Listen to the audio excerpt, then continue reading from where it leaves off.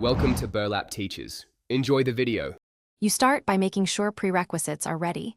You have account access, two-factor authentication, and the data you'll work with. Once done, open Today Net Tomorrow and create a new project or session so changes are tracked. You'll import the day's files and paste critical links. This is the moment to name versions clearly. Make sure to note timestamps and any dependencies. This quick setup prevents delays later and lets you move immediately into the first actionable steps. You now execute the core workflow. Import or sync data using incremental updates when possible to save time. Apply templates and rules to transform entries and set scheduled automations for overnight tasks.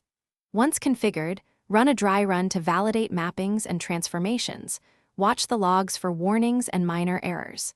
If you hit mismatches, adjust mappings and rerun the dry run because catching issues here avoids rework. Keep a clear audit trail so you can revert if necessary.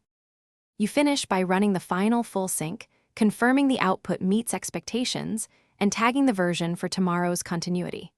Backup results and export logs, then notify stakeholders with a brief summary of changes and next steps. If something goes wrong, start troubleshooting by checking the logs for error codes and timestamps, then roll back to the last stable version if needed. Make small, isolated fixes and reprocess only affected items.